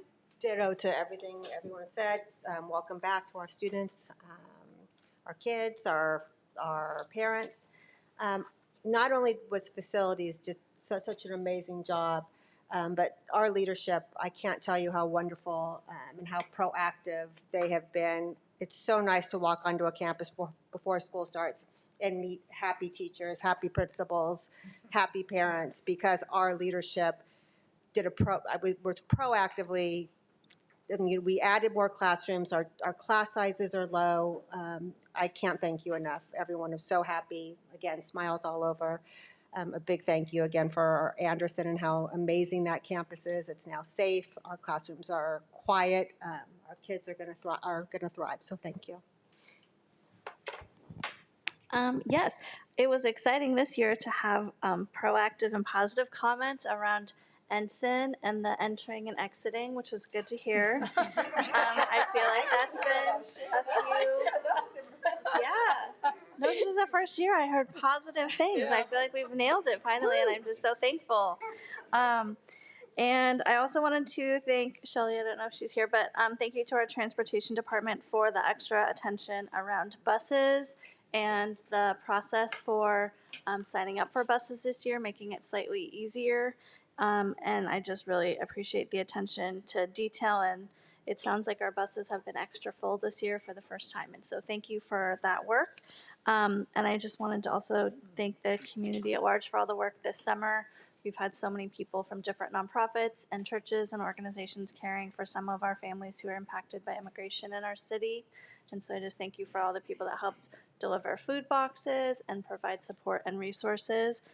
Including our own staff. I just wanted to thank people who are school facilitators and our counselors who are calling parents and making sure they felt safe. And really, the fact that we have a 98% attendance rate on day one is amazing, and thanks to our staff. And so I just wanted to thank each of you again for that. That's huge. We know that children are best on our campus, in our classrooms, so thank you. And yes, and I got to go with a few others to do the Estancia Theater walkthrough, which was lovely to see at the almost, 11th hour of the process. So I'm looking forward to that ribbon cutting as well. But yeah, I just wanted to thank our staff, particularly for the amount of attention and care for our students and families. Thank you. Yeah. Trustee McElroy? Over the past month, I've continued to settle into this role in our community. I had the pleasure of meeting Principal Payne at Ensign, and what a delight she was. We toured the campus and marveled at the impressive upgrades of the school. The new bleachers are truly remarkable. I'm excited to attend upcoming CB's events. We also visited the music and choir room and admired the upgraded outdoor tables in the common area. I also met Dr. Glembaki, the new principal at Newport-L, who was equally fantastic. During our tour, we explored the new library and admired the beautiful enhancements to the classic NPR lunchroom. Newport Elementary is truly one of a kind and never fails to bring a smile to my face. The students at both schools are in excellent hands. Another highlight was attending the East Bluff Community Theater production of Oklahoma. The young performers were outstanding, and the director and the behind-the-scenes crew deserve high praise for their incredible work. I also attended the Back to School Kickoff Expo, where the energy was infectious. Over 2,037 students attended, each receiving donated shoes, backpacks, skateboards, soccer balls, and more. Seeing so many kids was heartwarming, with smiles on their face, and the haircut station was particularly inspiring. I mean, there was a line with 200, 300 long. Kudos to the team and the volunteers who made this event a resounding success. I also got to tour the Estancia new theater. It was incredible. Beyond visiting schools, I had the opportunity to sit down with 2 board members I had previously not known well. I appreciate their initiative in reaching out. Our open dialogue was productive, and while we may not agree on everything, I am committed to listening and collaborating for the benefit of our students. Trustee Crane? All right, well, I believe this past summer was pretty historic. I don't think we've ever spent this much money in such a short amount of time. $90 million in facilities and maintenance and operations investment. And I personally was one that was very anxious about it, and I'm just thrilled and so proud of our team, from superintendent all the way across to every single person, including the leaders of M&O and facilities, IT, everyone that was involved in this process that made it happen. So I'm just incredibly proud of our team, and I know that there's burning, midnight oil to many of you. So I very much appreciate, and it shows the love that the love and the care for making that first day of school a special day for our kids. So thank you so much. Certificate, classified, M&O facilities, everyone, thank you all. We attended the Welcome Back Luncheon at CDM was hosting this year, where the whole district is invited to come and get TK burgers. And my most favorite time is just hanging out with the M&O team, because they all have different colored shirts. And so I've got it all down as far as like the, blue is this, green is grounds, for example. And then my favorite meetup was with our guy who's in charge of pest control. No one ever thinks of pest control. Well, we've got 33 sites that need controlling of pests. So that was even a bigger highlight for me. It's just everyone matters, everyone counts, and it's all because of our kids. So thank you, Newport-Mesa, and here's a great launch, the 25-26. Thank you. Great. Thanks, everyone. It's been a great first few days. I mean, there's been so much hard work. I wanted to thank HR for all the hiring that you've done over the summer to make sure that we had teachers for all of our classes, but not only that, but all of our new principals at our sites.